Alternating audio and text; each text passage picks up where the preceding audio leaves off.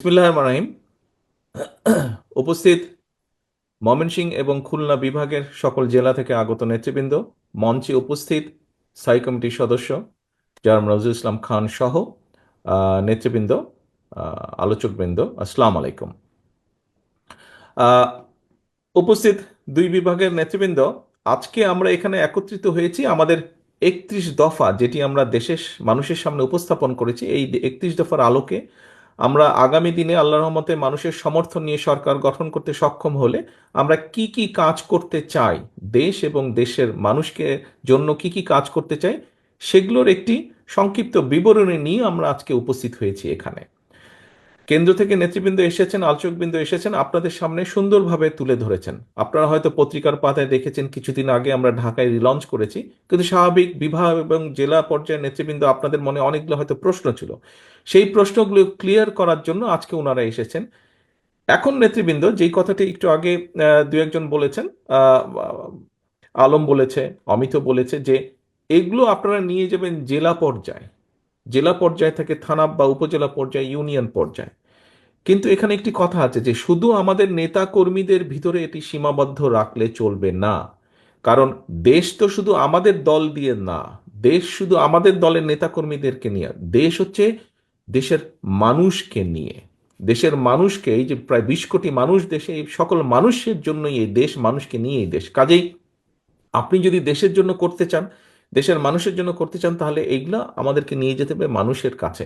আমরা এই করতে চাই, কৃষকের জন্য এই করতে চাই, আমরা শিক্ষকদের জন্য এই করতে চাই, নারীদের জন্য এই করতে চাই, শিশুদের যা বা আগামী প্রজন্মের জন্য আমরা এই করতে চাই, অর্থাৎ প্রত্যেকটি সেক্টরে যুবকদের জন্য কি করতে চাই, কর্মসংস্থানের জন্য কি করতে চাই, সবগুলো বিষয় আপনারা তুলে ধরবেন। হ্যাঁ, অনেকে হয়তো বলতে পারেন এর মধ্যে সকল বিষয় নেই, হতে পারে এর মধ্যে 100% বিষয় নেই, কিন্তু এর মধ্যে অনেক কিছু আছে। মোটামুটিভাবে গাইডলাইন একটি আছে। দেখুন নেতৃবৃন্দ, আমরা কাউকে ছোট করার উদ্দেশ্যে বলছি না, তবে এটাই তো বাস্তব। আমরা দেখেছি গত কিছুদিন যাবৎ সমাজের অনেক ব্যক্তি অনেক সংস্কারের বিষয়ে কথা বলছেন, যারা 3 মাস বা 4 মাস বা এমনকি 5 মাস আগেও, 6 মাস আগেও যারা সংস্কার নিয়ে কোনো কথা বলেনি।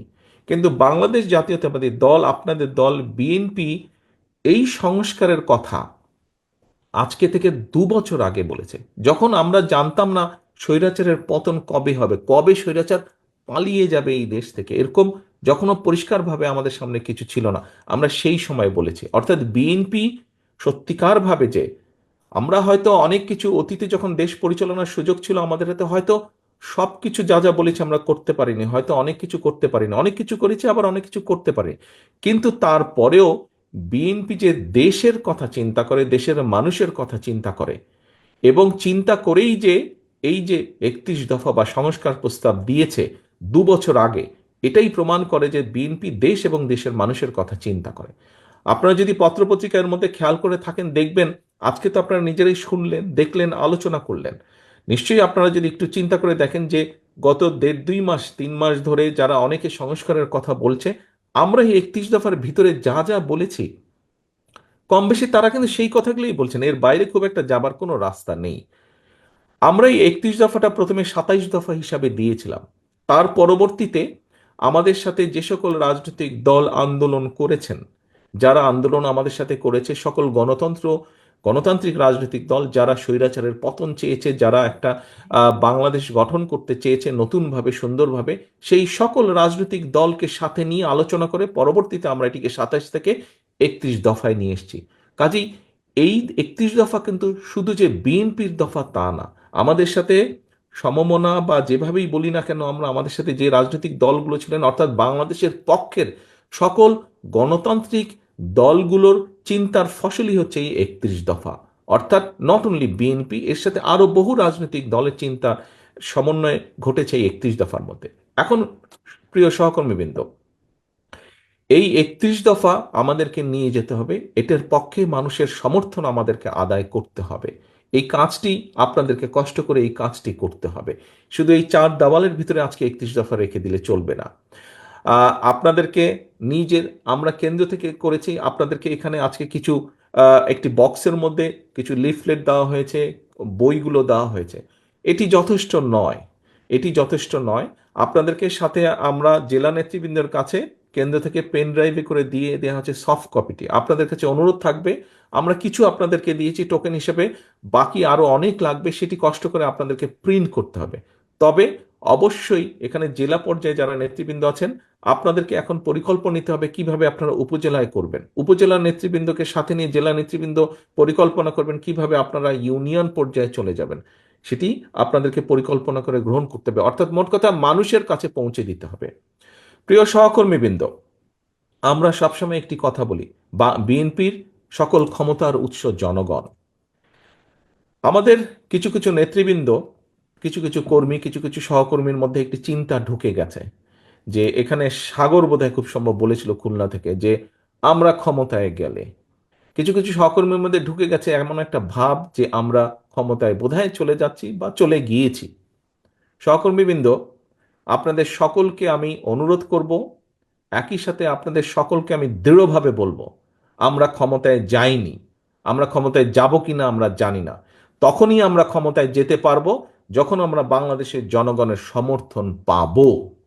কাজেই জনগণের সমর্থন পাবো। এখন জনগণের সমর্থন আমাদেরকে আদায় করতে হবে।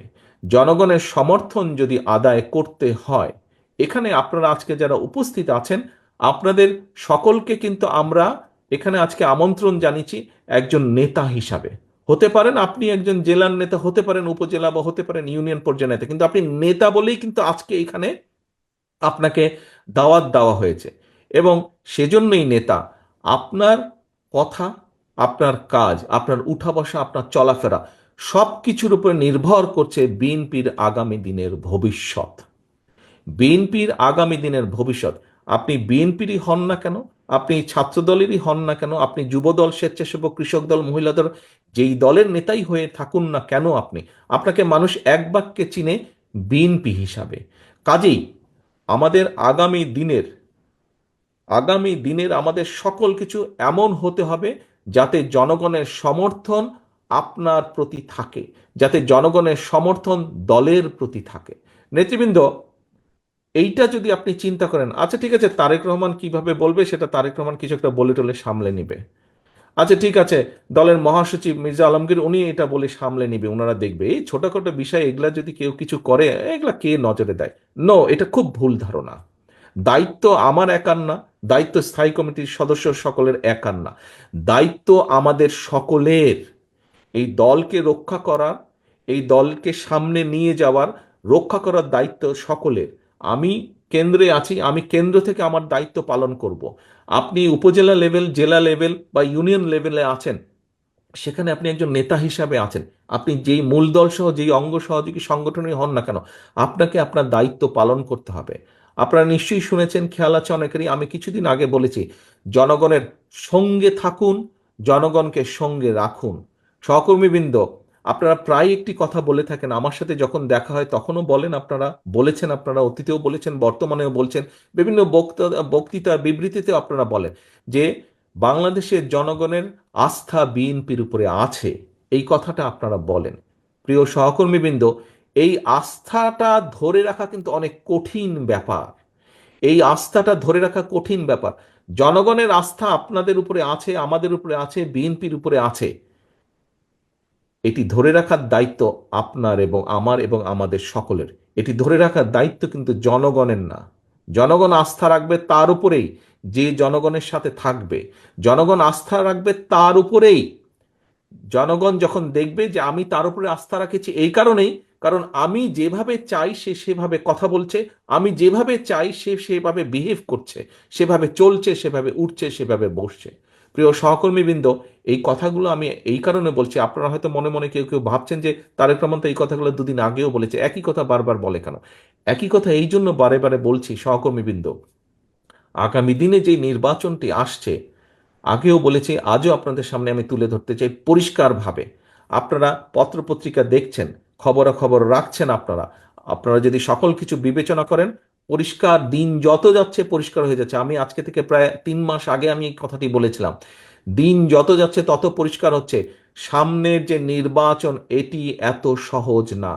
আমি আমার রাজনীতিক, আমার থেকে এখানে অনেক অভিজ্ঞতা সম্পন্ন সহকর্মীবৃন্দ আছেন, অনেক মুরব্বী নেতৃবৃন্দ আছেন।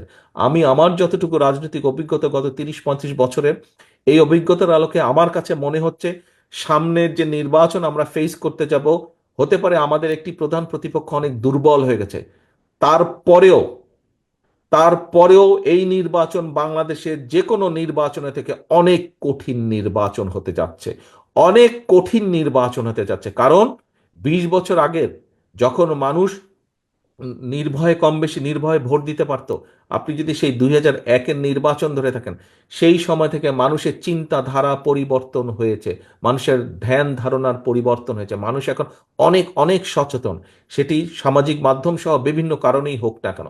কাজেই সহকর্মীবৃন্দ, কেউ যদি মনে করেন যে আপনার এলাকার কোনো কিছু আপনাকে এফেক্ট করছে না, আরে এটা কেউ জানবে না, এইটি ভুল ধারণা সম্পূর্ণভাবে, মানুষ জেনে যায়। কাজেই আমাদেরকে, আমরা যদি কেউ কোনো বিগত 3-4 মাসে ভুল করেও থাকি, আপনার আশেপাশের নেতাকর্মীরা যদি কেউ ভুল করে থাকে, প্রিয় সহকর্মীবৃন্দ, একজন নেতা হিসাবে আপনার এটি অবশ্যই অবশ্যই দায়িত্ব তাদেরকে সঠিক পথে নিয়ে আসা, তাদেরকে সচেতন করা, তাদেরকে সতর্ক রাখা।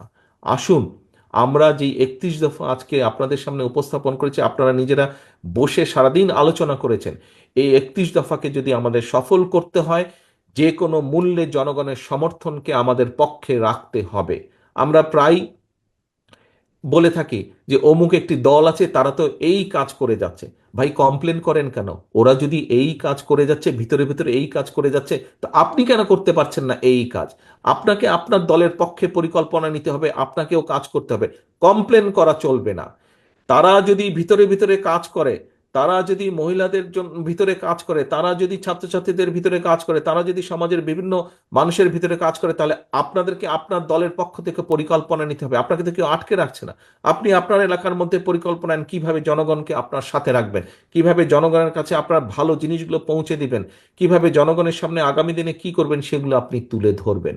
প্রিয় সহকর্মীবৃন্দ, এই সকল কিছু, আজকের সকল আয়োজন, এই যে আপনারা কথা বললেন, বক্তব্য রাখলেন, আমি আপনাদের সাথে কথা বলছি, সকল কিছুর লক্ষ্য এবং মূল উদ্দেশ্য বা মূল লক্ষ্যই হচ্ছে জনগণের সমর্থন আমাদের পক্ষে রাখা, এবং একই সাথে আমাদের যে পরিকল্পনাগুলো, সেই পরিকল্পনাগুলো যাতে আমরা বাস্তবায়ন করতে পারি।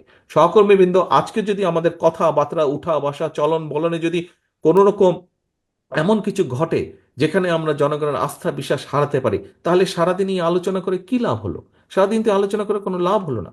এই আলোচনাকে যদি সফল করতে হয়, আমাদেরকে এই 31 দফার সব কিছু যেরকম জনগণের মাঝে নিয়ে যেতে হবে, একই সাথে আমাদেরকে যে জনগণের, আমাদের প্রতি যে জনগণের আস্থা, সেটিকে আমাদের যে কোনো মূল্যে ধরে রাখতে হবে, যে কোনো মূল্যে ধরে রাখতে হবে। আসুন, যেহেতু আমরা বলি যে আমরা আমাদের সকল ক্ষমতার উৎস জনগণ, যদি সত্যিই আমরা এটা বিশ্বাস করে থাকি, তাহলে আমাদেরকে সেভাবেই আজকে থেকে চলতে হবে। প্রিয় সহকর্মীবৃন্দ, আমি আশা করব যে আজকে আপনারা সারাদিন ব্যাপী যে কষ্ট করেছেন, সারাদিন ব্যাপী যে আলোচনা করেছেন, এটিকে এই ঘরের মধ্যে সীমাবদ্ধ দয়া করে রাখবেন না, এটিকে জনগণের ঘরে ঘরে ঘরে পৌঁছে দিতে হবে। এবং আমি দৃঢ়ভাবে বিশ্বাস করি, বিগত 17 বছর স্বৈরাচারের বিরুদ্ধে আপনারা সংগ্রাম করে যেভাবে টিকেছিলেন, কাজেই তার থেকে অনেক সহজ হবে এই কাজটাকে জনগণের ঘরে পৌঁছে দেওয়ার জন্য।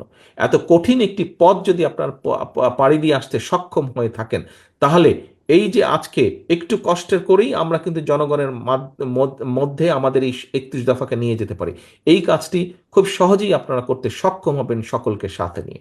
প্রিয় সহকর্মীবৃন্দ, আপনাদের সকলকে আবারও ধন্যবাদ জানাচ্ছি আজকে সারাদিন এই আলোচনায় অংশগ্রহণ করার জন্য, এবং আমাদের সব একজনের সাথে আরেকজনের মতামত বিনিময় করার জন্য। পরিশেষে একটাই কথা বলবো, জনগণকে সঙ্গে রাখুন, জনগণের সঙ্গে থাকুন, জনগণের সাথে থাকুন, জনগণকে সাথে রাখুন। সকলে ভালো থাকবেন, সুস্থ থাকবেন। আল্লাহ হাফেজ। বাংলাদেশ জিন্দাবাদ। বাংলাদেশ জাতীয়তাবাদী দল জিন্দাবাদ। আসসালামু আলাইকুম।